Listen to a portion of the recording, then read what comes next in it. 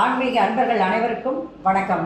உங்களையெல்லாம் இந்த ஆன்மீக சேனல் மூலியமாக சந்திக்கிறதுல நாங்கள் ரொம்ப சந்தோஷப்படுறோம். நாங்கள் போகிற வீடியோலாம் உங்களுக்கு பிடிச்சிருந்ததுன்னா நீங்கள் லைக் பண்ணுங்கள், ஷேர் பண்ணுங்கள், குளத்தூர் பாபா டெம்பிள் சேனல் நீங்கள் சப்ஸ்கிரைப் பண்ணுங்கள். நீங்கள்லாம் என்னோட வரும்பொழுது இன்னும் நிறைய விஷயங்கள் நாங்கள் சொல்ல கடமைப்பட்டிருக்கோம். இன்றைக்கி திருப்பாவை பாடல் 19 பாடி அதற்கான விளக்கங்களை கொடுக்க வந்திருக்கேன். இன்று மார்கழி 19 பாவை பாடல் 19. வாங்க இப்போ நம்ம வீடியோக்குள்ளே போகலாம்.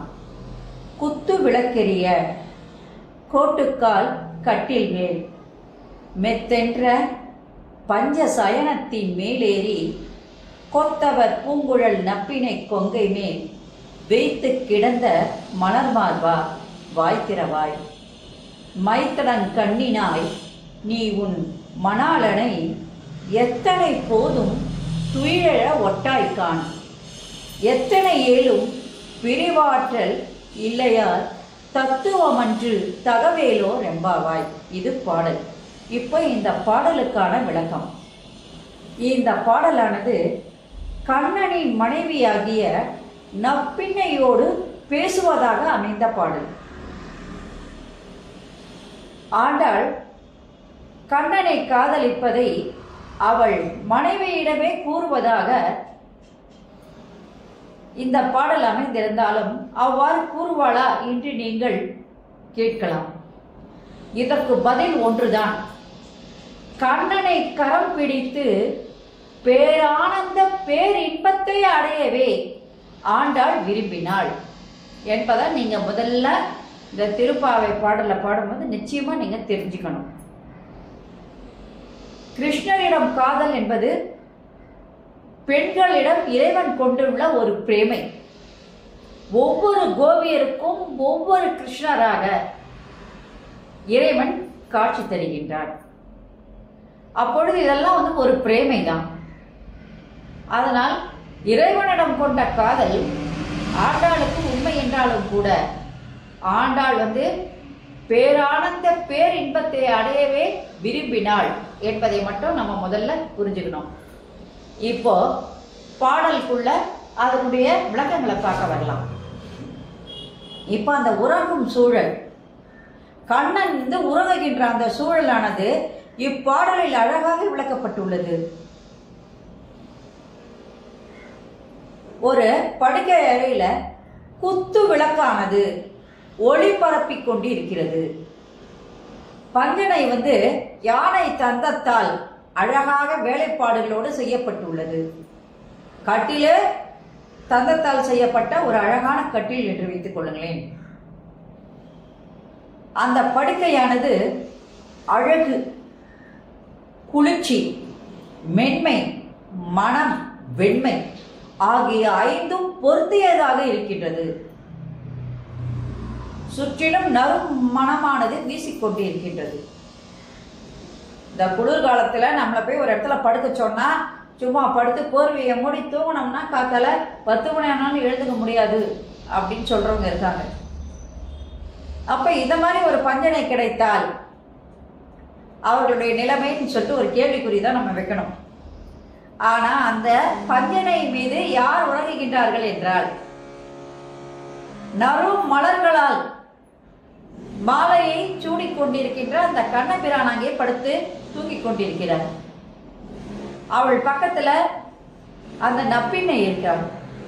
அந்த நப்பிண்ணை எப்படி இருக்கிறா அந்த இடத்துல அப்படின்னு பார்க்கும்போது கொத்து கொத்தாக மலர்ந்த மலர்களை, இப்ப மலர்களை எல்லாம் நம்ம பறிச்சு கொத்து கொத்தா இருந்தா கூட எல்லாத்தையும் எடுத்துட்டு அதுக்கப்புறம் ஒத்த ஒத்தியா வச்சு கட்டுவோம். ஆனா இங்க அப்படி இல்லை. கொத்து கொத்தாவே வச்சு கட்டி அந்த நறுமணமான மலர்களை எல்லாம் கொத்து கொத்தா கட்டி தன் தலை நிறைய சூடிக்கொண்டு தன் கைகளை அந்த மாலை அணிந்த கண்ணனுடைய மார்பின் மேலே போட்டுக்கொண்டு கண்ணன் மேல அந்த கையை வச்சு அந்த அம்மா உட்கார்ந்து அந்த பரந்தாமனானது அந்த அவளுடைய கணவனாகிய அந்த பரந்தாமன் ஒரு சிறிது நேரம் கூட துயில் எழ விட மாட்டாதவளாக ஒரு நொடி பொழுதும் அந்த பரந்தாமனை அவள் பிரிந்திருக்கும் ஆற்றல் இல்லாதவளாக அங்கே இருக்கிறாள்.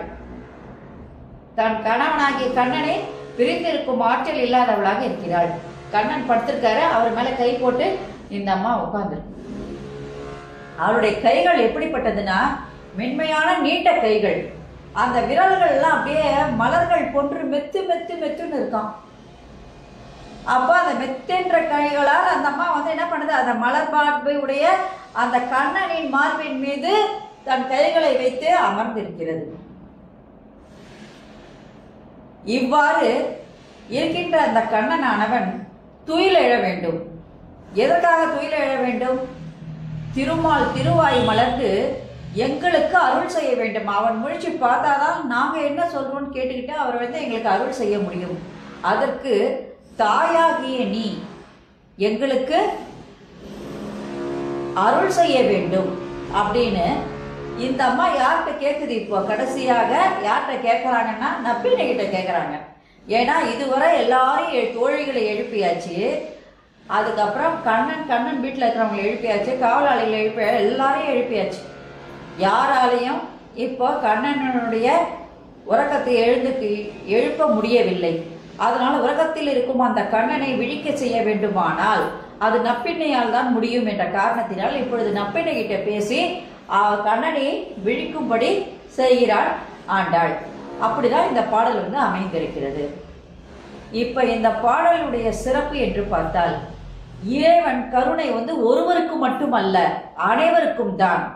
அந்த மகாலட்சுமி தான் அந்த பெருமாளை வந்து மகாலட்சுமி மட்டும்தான் அடையணும்ன்றது கிடையாது.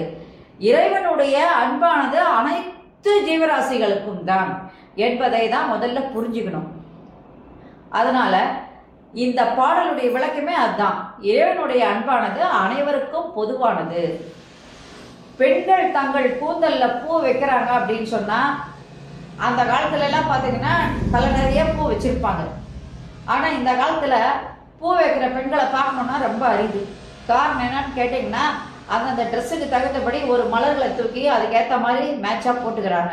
சில பேர் என்ன பண்றாங்க, சுடிதார் போட்டு இல்ல பேண்ட் ஷர்ட்லாம் போடுறவங்க அந்த பூக்களை மொத்தமாவே அவங்க வந்து அவாய்ட் பண்றாங்க, வேணவே வேண்டான்னு. ஆனா உண்மையான நிலை என்னன்னா, பெண்கள் வந்து கூந்தலில் மலர் சூடி கொண்டுதான் விளக்கேற்ற வேண்டும். அவ்வாறு செய்வதால் பலன் அதிகமாக இருக்கும். அது மட்டும் இல்லாம காலேஜுக்கு போற பெண்களாகட்டும் இல்லை வேலைக்கு போறவங்களாகட்டும் புடவை கட்டினா நாங்கள் கண்டிப்பாக பூ வச்சுப்போம். அதுக்குதான் அந்த பூ மேட்ச் ஆகும். மற்றபடி மற்ற ட்ரெஸ்க்கு அது யூஸ் ஆகாது அப்படின்னு சொல்ற அளவுக்கு இந்த காலமானது இப்போ இருக்கு. ஆனால் அந்த காலத்துல ஆண்டாள் வந்து நாச்சியார் இறைவன் கண்ணனினுடைய கரம் பிடிக்க இல்லையா, பேரானந்த பேரின்பத்தை தாம் அடைவதற்காக மட்டும்தான் அவரை அவள் விரும்பினாள். அப்பொழுது அந்த பரந்தாமன் பக்கத்தில் இருக்கின்ற அந்த லட்சுமி தேவியாகிய அந்த நப்பிண்ணை அங்கு மலர்ந்த மலர்களை அனைத்தையுமே கொத்து கொத்தாகவே கெட்டி தன் தலை நிறைய சூடிக்கொண்டு இருக்கின்றாள் என்று சொல்லும் பொழுது அந்த காலத்திலே அந்த மலர்களுக்கான முக்கியத்துவத்தை அந்த அம்மா அழகா இந்த ஒரு பாட்டுல ஒரு லைன்ல கொடுத்துருச்சு.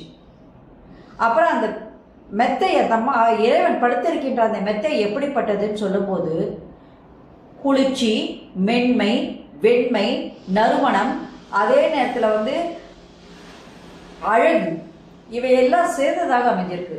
அந்த கட்டில் வந்து யானை தந்தத்தினால் வடிவமைக்கப்பட்டுள்ளது. சுற்றி நறுமணமானது வீசிக்கொண்டிருக்கிறது. இங்கேதான் அந்த இறைவனானது அங்கு உறங்கிக் கொண்டிருக்கின்றார். பஞ்சனை மேல படுத்து உறங்கிக் கொண்டிருக்கின்றார். பக்கத்தில் இருக்கின்ற அந்த லட்சுமி தேவியாகிய அங்க நப்பிண்ணை என்ன பண்ணணும், இப்ப போய் இறைவனை எழுப்பினால்தான் ஆண்டாளுடைய குறைகளையும் மக்களுடைய குறைகளையும் அவர் கேட்க முடியும்.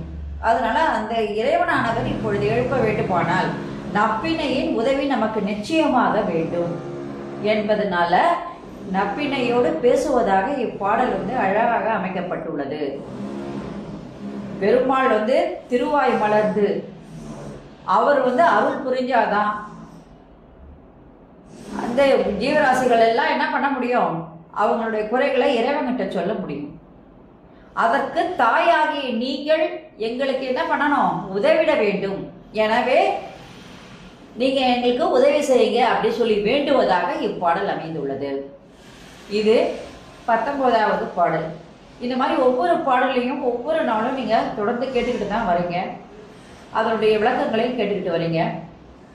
நீங்க கேட்கறது மட்டும் இல்லாம அடுத்தவங்களுக்கும் இதை நீங்க ஷேர் பண்ணி விடுங்க. இந்த பலன்கள் வந்து ரொம்ப அதிகம்.